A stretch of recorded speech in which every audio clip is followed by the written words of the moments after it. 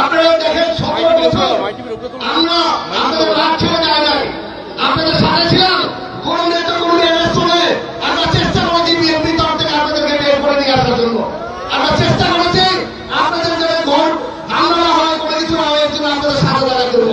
কিন্তু এখন এক বসন্ত কোকিল এসেছে না, এই বসন্ত কোকিল কিন্তু দুষ্ট কোকিল হয়ে যাচ্ছে।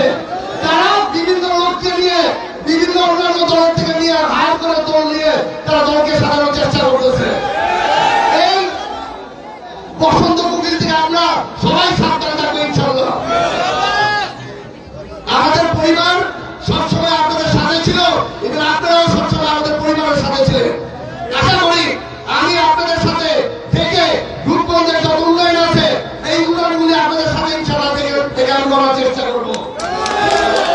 আজকে এখন এই তত্ত্বাবধায়ক সরকারের সম্বন্ধে আমি দুই একটা কথা বলি।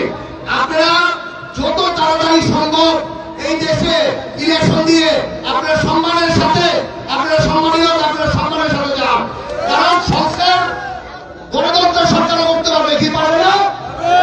গণতন্ত্র সরকার আরো সংস্কার করতে পারবে।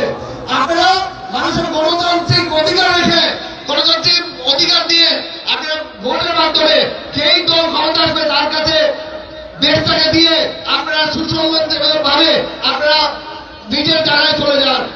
যাক, আমি আর বেশি কথা বলবো না। আপনারা সবাই আজকের বৃষ্টির দিনে এত কষ্ট করে এসেছেন, আপনাদেরকে ধন্যবাদ জানাই। রূপগঞ্জ ইউনিয়ন বিএনপি ও অঙ্গ সংগঠনের যারা এসেছেন